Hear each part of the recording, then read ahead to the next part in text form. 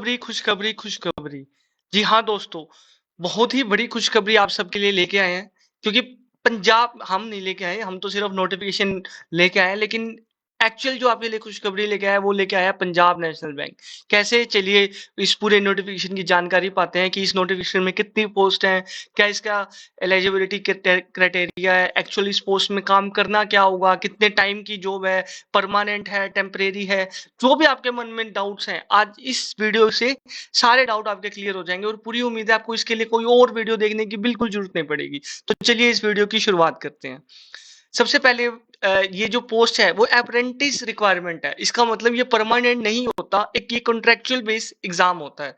अगर आप सोचें कि अगर आप पंजाब नेशनल बैंक में परमानेंट जॉब कर पाएँगे, हो भी सकता है, क्योंकि कई बार क्या होता है कि जब आप इस पोस्ट के लिए अप्लाई करते हैं ना, तो आपकी डेट या टर्म जो भी आपका कॉन्ट्रैक्चुअल होता है वो बढ़ा दिया जाता है। 1 साल, 2 साल, मैंने ऐसे कई देखे जो मेरे दोस्त 15-15 साल से काम कर रहे हैं और उनकी सैलरी भी लगभग 50 से 60,000 हो चुकी है और वो अपने एरिया में ही काम कर रहे हैं और अब वो परमानेंट भी हो चुके हैं। एक टर्म लगभग 15 इयर्स या 10 टू 15 इयर्स ऐसा होता है, उसके बाद अगर आप लगातार उसमें काम करते हैं तो आप परमानेंट भी हो जाते हैं।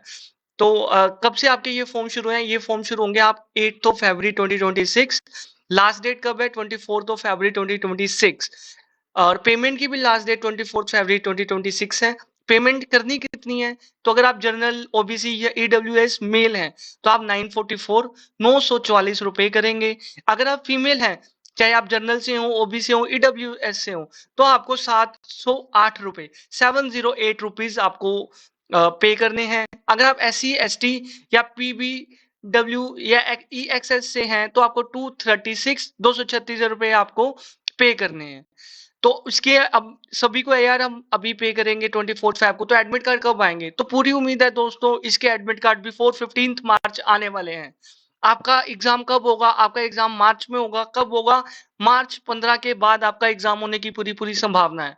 इसका रिज़ल्ट कब अपडेट होगा?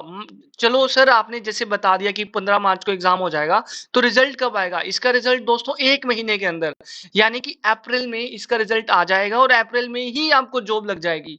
तो जो लोगों को है कि यार मेरी जॉब जल्दी से जल्दी लगे, और आप इस फॉर्म को फिल कर सकते हैं। पेमेंट आप दिए गए इन मेथड से फिल कर सकते हैं। पोस्ट मैंने आपको बताई दी है कि 5138 इसकी पोस्ट रहने वाली है। मिनिमम एज कितनी है? 20 इयर्स। मैक्सिमम एज कितनी है? 28 इयर्स। और क्या हम एससी, एसटी या रिजर्व कैटेगरी ऐसे है, क्या हमें रिलैक्सेशन मिलेगा? तो हाँ दोस्तों, आपको 5 इयर्स, 3 इयर्स का रिलैक्सेशन है अकॉर्डिंग टू कास्ट, या आप कह सकते हैं आपकी जो भी कैटेगरी है उसको लेके, या आपको पता ही होगा कि जो आईबीपीएस क्लर्क का एग्जाम होता है, जो उसमें रिलैक्सेशंस है, उसमें एज क्राइटेरिया है, सेम क्राइटेरिया इस एग्जाम के लिए भी है। तो अभी मैंने आपको बताया कि 500 318 पोस्ट है, तो आपको एग्जैक्टली क्या क्वालिफिकेशन चाहिए? क्या +2 एग्जाम बेस्ड होगा, ग्रेजुएशन होगा, पोस्ट ग्रेजुएशन होगा? तो साफ-साफ नोटिफिकेशन मेंशन है कि आपको एक ग्रेजुएशन की डिग्री चाहिए, वो भी कंप्लीट होनी चाहिए। ऐसे नहीं कि अभी आप ग्रेजुएशन के फाइनल ईयर में हैं, नहीं, आप या आपका कोई मान लो री का एग्जाम है, तो आप फिल कर सकते हैं, लेकिन उसका रिजल्ट आपकी ये कंप्लीट जब डॉक्यूमेंट वेरिफिकेशन होंगे उससे पहले आ जाना चाहिए। आपके पास लोकल लैंग्वेज की भी आनी चाहिए, लाइक आप हरियाणा से हैं तो आपको हिंदी या पंजाबी आनी चाहिए, आप पंजाब से हैं आपको पंजाबी आनी चाहिए, आप गुजरात से हैं आपको गुजराती आनी चाहिए, महाराष्ट्र हैं से मराठी आनी चाहिए। तो लोकल लैंग्वेज का होना बहुत ज़्यादा ज़रूरी है।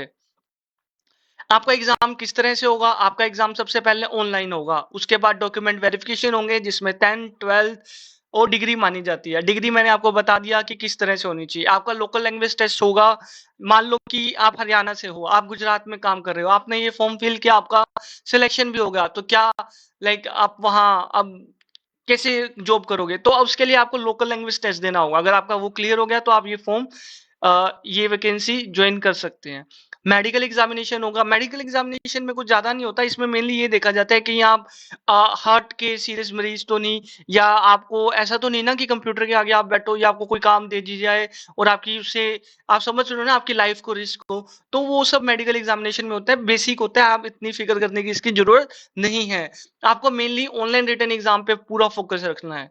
तो कुछ क्वेश्चन जो मेनली रहते हैं मैं दोबारा रिपीट कर देता हूँ कि एक स्टार्ट कब होगी, फॉर्म फिल करना कब स्टार्ट होंगे? 8 फरवरी 2026 से आपके फॉर्म फिलिंग स्टार्ट है, आप कर सकते हैं। लास्ट डेट कब रहेगी?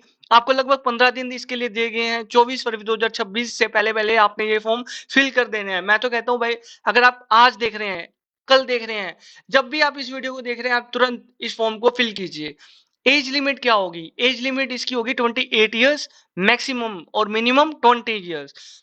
क्राइटेरिया मैंने आपको बता दिया है कि अगर आप ज्यादा एज से हैं और आपके पास कोई कैटेगरी है तो आप फिर भी फॉर्म फिल कर सकते हैं। एलिजिबिलिटी आपके पास मैंने आपको बताया है कि ग्रेजुएशन होनी चाहिए। अप्लाई कहाँ से करें? मैंने अभी आपको डिस्क्रिप्शन में भी लिंक दे दूंगा, और अगर आप देखना चाहें तो ये रहा लिंक, आप यहाँ से भी अप्लाई कर सकते हैं, लेकिन डिस्क्रिप्शन में भी आपको लिंक मिल जाएगा। अब एग्जाम का पैटर्न क्या रहेगा? एग्जाम पैटर्न इस तरह से रहेगा, जनरल और फाइनेंशियल अवेयरनेस आएगी, उसके 25 क्वेश्चन होंगे, उसके मार्क्स भी आपको 25 मिलेंगे। English 25 marks 25 question, English easy आती है, किसी को घबराने की जरूरत नहीं कहीं कि यार मैं हिंदी मीडियम से हूं, मैं कैसे करूंगा। यहाँ पर आपको ज्यादा कंपटीशन देखने को नहीं मिलता, नहीं मिलता, नहीं मिलता, तो आपको घबराने की जरूरत नहीं है। क्वांटिट्यूड और रीजनिंग 25 क्वेश्चन 25 मार्क्स। जी हाँ, ये अलग अलग नहीं, ये एक साथ आएंगे, 25 क्वेश्चन 25 मार्क्स के। कंप्यूटर नॉलेज भी 25 क्वेश्चन 25 मार्क्स के होंगे। मैं आपको बता दूं, चारों के चारों एग्जाम का लेवल बहुत इजी होता है। एग्जाम की ड्यूरेशन सिर्फ 60 मिनट्स है, मतलब आपको ये पूरा 100 मार्क्स का पेपर 60 मिनट्स में करना है। कट ऑफ में बताऊं तो इसकी 60 to 70 रहती है मैक्सिमम, इससे कम भी चली जाती है, तो आपको घबराने की जरूरत नहीं है। Language English and Hindi. हाँ, इंग्लिश तो इंग्लिश में आएगी, ऐसे नहीं कि आप इंग्लिश की जगह हिंदी चूज कर लोगे, लेकिन बाकी जो कंप्यूटर नॉलेज है, क्वांट है, रीजनिंग है, जनरल अवेयरनेस है, ये आप हिंदी में भी देख सकते हैं। एग्जाम का मोड ऑनलाइन होगा, कंप्यूटर बेस्ड टेस्ट होगा, सीबीटी होगा। तो अब अगर आपको सिलेबस ही देखना है, वो भी मैं आपको बता देता हूँ। जैसे मैंने बताया था, ये कंप्लीट आपकी वीडियो होने वाली है। तो जनरल और फाइनेंशियल अवेयरनेस में आपने बैंकिंग एंड फाइनेंशियल अवेयरनेस पे फोकस करना है। करंट अफेयर लास्ट 3 मंथ्स के भी आपने देखने हैं। गवर्नमेंट की जो स्कीम्स हैं वो भी आप देख सकते हैं। Sports awards, static GK, important dates and events, ये भी आप देख सकते हैं। अभी आरआरबी क्लर्क मेंस में स्टैटिक जीके काफी आई हुई थी, तो आप इस पे भी फोकस जरूर करना।